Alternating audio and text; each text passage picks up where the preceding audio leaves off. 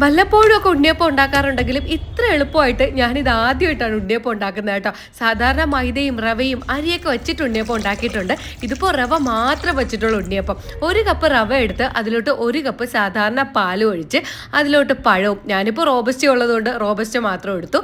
ഏകദേശം ഒരു 5-6 കട്ട ശർക്കര ഒരു 1/2 കപ്പ് വെള്ളത്തിൽ ഉരുക്കിയെടുത്തതാണ്. എനിക്കത് കുറച്ച് കട്ടിയായി പോയി കേട്ടോ. 4-5 ഏലക്ക പൊടിച്ചതും കുറച്ച് തേങ്ങ കൊത്ത് തേയില വറുത്തെടുത്തതും കൂടി ഇട്ട് കലക്കി ഒരു 10 മിനിറ്റ് വയ്ക്കണോന്നൊന്നും നിർബന്ധമില്ല. സാധാരണ അരിയൊക്കെ അരച്ച് ഒരു 2 മണിക്കൂറൊക്കെ മാറ്റി വെച്ചിരുന്നാലേ ഉണ്ണിയപ്പം ഉണ്ടാക്കാൻ പറ്റുള്ളൂ.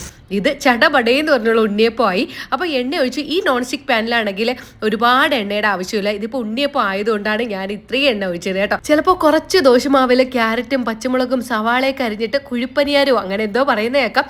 അത് ഇതുപോലെ ഒഴിച്ചെടുക്കാം. ഒരു തുള്ളി എണ്ണയുടെ ആവശ്യമില്ല കേട്ടോ. നല്ല നോൺ സ്റ്റിക്ക് ആയതുകൊണ്ട് പെട്ടെന്ന് ഇളവി വരും. സത്യം പറഞ്ഞാൽ ഉണ്ണിയപ്പത്തിന് പോലും ഇത്രയും എണ്ണയുടെ ആവശ്യം ഇല്ലായിരുന്നത് എനിക്ക് ഒഴിച്ച് കഴിഞ്ഞതിന് ശേഷം മനസ്സിലായി കേട്ടോ. നല്ല സോഫ്റ്റ് ഉണ്ണിയപ്പമാണ്. എനിക്ക് ലേശം മധുരം കൂടിപ്പോയതുപോലെ തോന്നി. ടേസ്റ്റിന് കുഴപ്പമൊന്നുമില്ല, നല്ല ടേസ്റ്റാണ് കേട്ടോ. പെട്ടെന്ന് ഉണ്ണിയപ്പമൊക്കെ കഴിക്കണമെന്ന് തോന്നിയാൽ അരി എടുത്ത് കുതിർക്കണം അങ്ങനെയുള്ള പാടൊന്നുമില്ല. നമുക്ക് ഈസി ആയിട്ട് ഉണ്ടാക്കിയെടുക്കാൻ പറ്റും ഈ ഒരു ഉണ്ണിയപ്പം.